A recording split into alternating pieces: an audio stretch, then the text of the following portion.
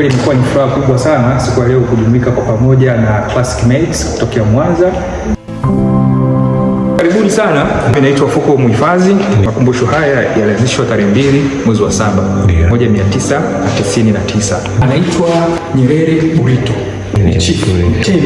Alikuwa ni mama Papa Christina Mganya Ng'ombe ambaye alizaliwa mwaka 1892, aliishi mpaka mwaka 1997.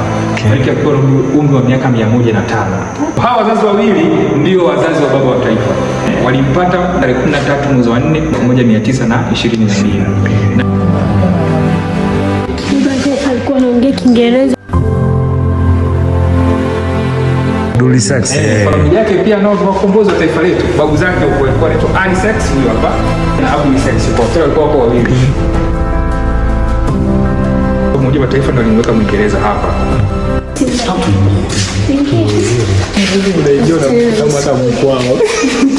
Sasa huko kuna vyama viwili vya kisiasa. TANU ya Mwalimu, UTP ya Zuberi Mtembo. Kuchagua viongozi wako, masharti yalikuwa yamewekwa. Sasa hivi tunaona lazima uwe na miaka 18, lakini wakati ule ulikuwa lazima uwe na akiba ya fedha paundi 150 za Mwingereza. Mfano, mshahara wa mwalimu kwa mwezi ulikuwa ni shilingi 122. Kwa hiyo kanga hicho hapo ina umri wa miaka 64. Inakuzidi miaka mingapi nenda? Basi pia tuliza wakati wa sherehe za uhuru 9 Desemba, kwa hiyo ina umri sawa na kanga yetu pale. Vifaa ambavyo vilitumika, chungu, udongo wenyewe na hivi vibuyu vyote viwili tulikabidhiwa sisi makumbusho ya taifa. Hili vazi alikuwa anavaa baba wa taifa akiwa ni mkuu wa chuo kikuu cha Afrika Mashariki, ni pia akiwa kama mkuu wa chuo kikuu cha Dar es Salaam. Kipindi cha ukoloni ilikuwa ni tawi la chuo kikuu cha London. Baadaye tukaanzishwa chuo kikuu cha Afrika Mashariki, campus 3. Kwanza ilikuwa ni Mlimani kwa upande wa Dar es Salaam, Kenya ilikuwa ni Nairobi University, Uganda ilikuwa ni Makerere. Katikati alikuwa anaweza kalikunja kalibeba kama briefcase. Sehemu yenye rangi nyeusi huo ni mti wa mpingo. Hizi nakshi nyeupe hayo ni meno ya tembo, pembe za ndovu. Na upande wa chini wenye bao funikwa kutokana na ngozi chatu. 1966 tukaanza kutumia fedha zetu za Tanzania. Kabla hapo tulikuwa tunatumia fedha za Afrika Mashariki. Mwanzo wa kutumia fedha zetu mpaka fedha ambazo tunatumia sasa hivi.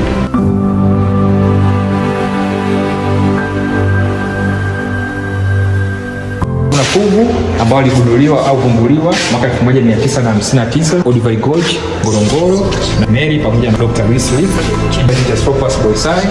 Hizo original inapatikana Dar es Salaam. Na haki kama Watanzania kwenda kutembelea ile makumbusho mweze mkaona fuvu lenyewe kabisa halisi. Alikuwa anasadikika alikuwa anaishi takriban miaka 108 kabla kuzaliwa kwa Kristo. 71 mpaka 75 tukapata reli ya Tazara Tanzania mpaka Zambia. Kama tunavyoona kwenye picha hapa, Kennedy Kaunda kutoka Zambia, Mwalimu kutoka Tanzania, mhandisi kutoka China. Reli ikakamilika mwaka 75 na 25 tulikuwa tunashirikia miaka 50 ya reli yetu ya Tazara. Katika elimu ya watu wazima miaka 70. Umeona yeye mwenyewe hapa kama rais wa Jamhuri ya Muungano wa Tanzania anafundisha ndugu zetu Monduli huko Arusha wa Masai hawa wakiwa wanapata elimu nyuma ya maboma yao na familia zao. Kama mkuu wa chuo kikuu cha Dar es Salaam. Sehemu hii tutaangalia zawadi mbalimbali zilizokuwa baba wa taifa baada ya ushindi wa vita ile ya Kagera.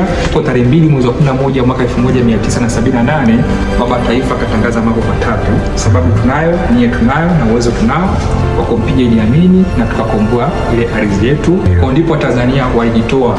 Kuna ambao walipigana kama maskari, kuna ambao walitoa magari kwa ajili ya kusafisha maskari, kuna ambao walitoa wanyama, wengine walitoa nafaka vitumike kama chakula wakati wa vita. Kuna ambao walibaki nyumbani kuliombea taifa letu lipate ushindi. Tukapata ushindi mkubwa, tukakomboa ile eneo letu. Baba taifa aliamua kufanya ziara chini. Maeneo ambayo alikuwa anapita pia tulikuwa tunampongeza kwa kumshukuru zawadi mbalimbali. Wakazi wa Arusha walimpa koti ya ngozi ya simba. Kaenda sambamba na usinga ambao tunauona hapa. Huu tunamwita bega mweupe. Kitaalamu tunamwita black and white collar bassman. Unapatikana Arusha pamoja na Kilimanjaro. Dar es Salaam walimvika kikoi hichi, walimvika na kofia, akamkia kienyeji aina ya gobore na kigoda hichi hapa. Akaacha nakabidhiwa hizo zawadi. Kofia ndio hiyo, bunduki ndio hiyo na kigoda chetu ndio hichi hapa nyuma. na huyo anamkabidhi kama mwenyekiti wa CCM mkoa wa Dar es Salaam, anaitwa Ramadhani Nyamka. Tabora alimpatia zawadi ya kigoda tunachokiona hapa. Tabora ni maarufu kwa uyoga, kumpa kigoda chenye muonekano wa umbo la uyoga. Zanzibari alimpatia sime pamoja na kisu kama inavyoonekana hapo. Ndugu zetu kutoka Iringa huko alipatia zawadi ya kigoda hichi hapa, golole huu, vazi la chifu Mkwawa, lakini pia na kigoda hichi hapa. Zawadi zote tatu kutoka Iringa. Dar es Salaam alipatia ngozi ya mnyama simba kama inavyoonekana hapa. Sawa. Mnyama chui. Kama zote hizo ni zawadi baada ya kupata ushindi wa vita. Baadhi ya mataifa tu baba taifa alikuwa anafanya ziara. Kila mataifa alikuwa anapewa zawadi. Tutapata nafasi ya kuziona hizo zawadi. Alipotembelea Ghana, alipewa zawadi ya vigoda hivi viwili hapa. Alipewa tuzo, alitunukiwa na vyeti. Hii ni tuzo kutoka India na cheti hichi PhD ya heshima hii kutoka huko chuo cha Filipino huko. Tuzo ya kiongozi bora kutoka Nigeria, Vijani Amani kutoka Russia, PhD nyingine ya heshima hapa kutoka chuo kikuu cha Lincoln huko Amerika. Hapa kuna medals au nishani kutoka Brazil zote 5. Kubwa hapa ni kutoka Dubai na jengo la kanisa kutoka Korea Kusini. Kristo kutoka Sweden, hizi mbili hapa kutoka Amerika na hii ya nyuma kutoka China. Lakini sinia hii hapa alipewa zawadi mwaka 85 na mabalozi wa Tanzania. Ni zawadi za hadhi ya juu kutoka katika hiyo maeneo kama mwenye hadhi yake ya urais ilivyokuwepo, kana madini ya shaba, kwa hiyo ni kopa. Kuna jengo la msikiti Taj Mahal pale India, zawadi kutoka Japani, ndani yake ina kofia ilikuwa inatumika kama sare kwa askari wa Japani miaka ya zamani. Hii tunaita fukuto. Hizi ni zawadi kutoka kwa jamii ya Waafrika. Kwa ni maarufu sana kwa shughuli ya kiuchumi ya kufua vyuma. Kama mfano matanuru wa kufua vyuma. Hii fukuto ilikuwa inatumika kwa kukoleza moto ule. Nafikiri mnafahamu hizi. Zinaitwa njuga. Kwa mtu ukienda kusikia ngoma ukiwa umevaa hizi, ina maana umepania ile ngoma. Alipewa zawadi nyingi sana. Katika suala zima la kilimo alitumia muda mrefu katika shughuli za shamba katika kijiji cha Butiama. Hivi vinyago vikionyesha umoja na mshikamano kama ilivyokuwa falsafa ya baba wa taifa. Natoka kwenye nafasi ya urais hiyo mkasema 5, dumu ya mwenyekiti wa chama hicho cha Mapinduzi mpaka mwaka 1991. Kafanywa sherehe za kuagwa pale Dodoma tarehe 30 mwezi wa 5 mwaka 91. Wakarejea rasmi hapa Butiama na wazee wa kijiji walimkaribisha kwa kumfika kofia ambayo tunaiona hapa ndani. Hii kofia imetengenezwa kutokana na ngozi ya simba dume. Lakini hapa kuna usinga, alipewa huo usinga ni mkia wa mnyama anaitwa nyumbu. Sawa Hii ngao ni kutoka Jeshi la Kujenga Taifa JKT. Ilipewa kama zawadi mwaka 2003. JKT alipewa na jeshi letu la wananchi. Hapo tunaweza kuona kwenye picha akiwa amevaa kofia na buti, ndio hizi ambazo tunaziona hapa ndani. Na huyu akiwa anasainiana huyu ni waziri. Hii picha ilipigwa mwezi wa 4 mwaka 99, miezi 6 kabla hajafariki. Akiwa shambani kwake. Huyu ni waziri wa ulinzi na Jeshi la Kujenga Taifa. Wakati huo ndugu Edgar Mwakola Mjogo. Na mazungumzo akafanya shambani kama picha inavyoonyesha hapa. Kwa baada ya kurudi hapa Butiama, shughuli kubwa ambazo zilikuwa jihusisha nazo ni kilimo na ufugaji. Alikuwa naamini ndio uti wa mgongo wa uchumi wa taifa letu. Na alikuwa anafanya kazi sio kama ajiri, alafu mwenyewe shambani. Unaona hapo yuko shambani. Na hizi ndio zana zake zilizokuwa anatumia, majembe yake, zana zingine za kilimo zote zilizokuwa anatumia. Hapa huyu ni mke wake Maria Gabriel Magige, azaliwa mwaka 1930 wilaya ya Rorya, anaitwa Kinesi, kabila lake ni Msendeti. Walifunga ndoa mwaka 1953 na walipata bahati ya kuwa na watoto 8, 3 ni mabinti, 5 vijana wa kiume. Wameshafariki watoto 2, wamebaki watoto 6. Huyu hapa ni kijana wa mwisho, anaitwa Ndugu Madaraka Nyerere. Tazama babake hapa akipiga ngoma hapa vizuri. Hawa hapa ni wajukuu wa baba wa taifa, wao ni watoto Sakina Madaraka. Kwa hapa anaitwa Julius, ni mtoto mkuu wa mkoa wa Rukwa kwa sasa hivi, ndugu Makongoro Nyerere. Ile ufimbo ile kama historia asemaje siku. Alipiga bomu. Alikuwa anavaa baba wa taifa ili yuko hai. La kwanza kabisa hapa alikuwa anavaa kati ya kuapisha majaji. Hii ni maarufu kama Mandela style. Rafiki yake Nelson Mandela wa South Africa ni maarufu sana. Hii waziri pia maarufu kama Kaunda suit. Kodi za rafiki yake Kenneth Kaunda, rais wa Zambia. Lakini suti hii ndio aliyovaa kwa mara ya mwisho wakati anaondoka hapa nchini tarehe 2 mwezi wa 9 mwaka 99. Akiwa anaelekea Uingereza kwenye mstari wa Mtakatifu Thomas kupata matibabu. Ndipo tunampoteza akiwa yuko huko. Kwa Tanzania walikuwa wakati ule watakumbuka ilivyokuwa na waaga basi alikuwa amevaa vazi ile ambayo aliona hapo. Saa yake alikuwa anatumia enzi ya uhai wake, pia vingaisha viatu vyenyewe, kofia pamoja na briefcase. Lakini upande ule tutaangalia viungo ambavyo alikuwa anatumia kama tunavyoweza kuona.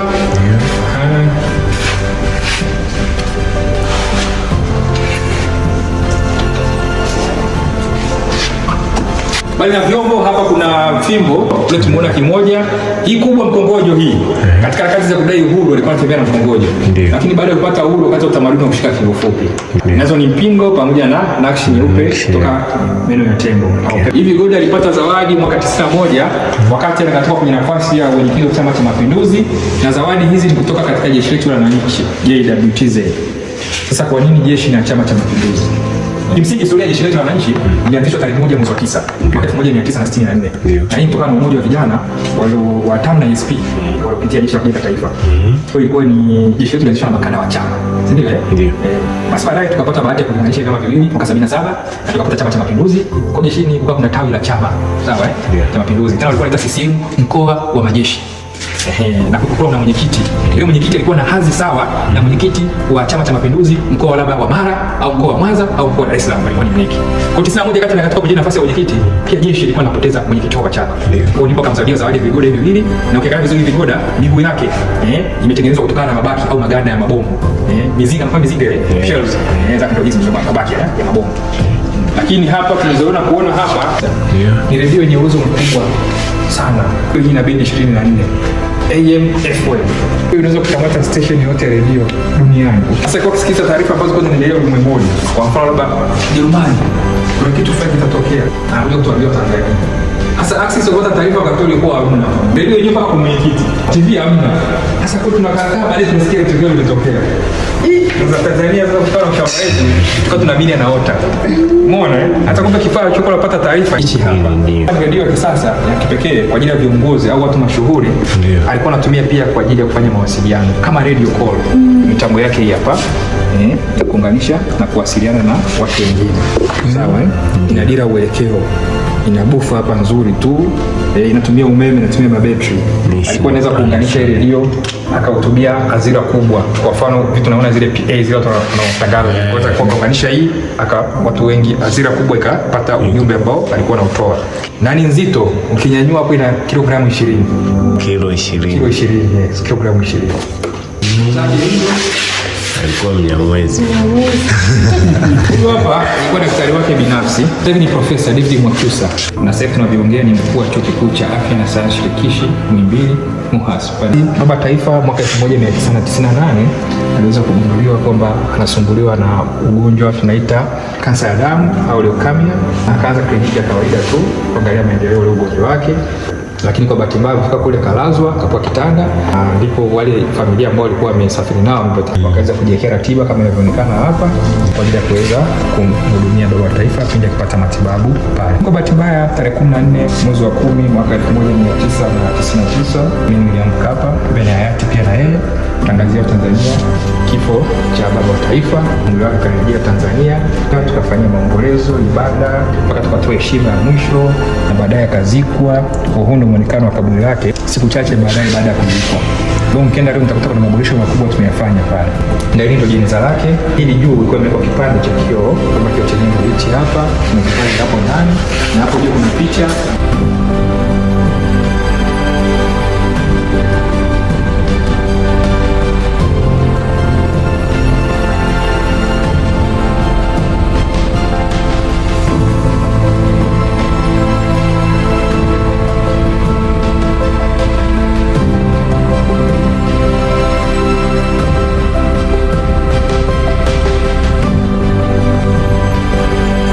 Tumemaliza, tunarudi nyumbani Mwanza, tunakuja.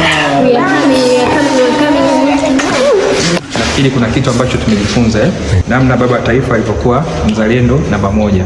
Na uzalendo ni hali ya kuipenda nchi yako na kuwa tayari kuipigania, kuitetea hata kama itachukua uhai wako. Tumeona mifano mingi, tumeona uongozi wake, tumeona namna alivyounganisha taifa letu, tumeona legacy ambayo ametuachia baba wa taifa. Hususan viongozi wetu kupata misingi ile ya utu, si ndio? Kama rais wetu anavyosema sasa hivi. Lakini pia mwe balozi wazuri, yale ambao mimi nimekuwa nimejifunza katika makumbusho haya na Butiama hapa kiujumla, basi mwekayadisie kwa wema huko mnapoenda, ushawishi watu wengi waje kutembelea makumbusho yetu. Imekuwa siku njema leo kuwa na Classic Made kutoka Mwanza hapa Butiama Mwitongo, sehemu alipozaliwa na kuzikwa baba wa taifa Mwalimu Julius Kambarage Nyerere. Kwa ningependa kutumia fursa hii kukaribisha wengi ambao mjapata nafasi ya kutembelea makumbusho haya, mje na mfurahie utalii wa ndani. Classic Made, Excellence, Elegance, Entertainment.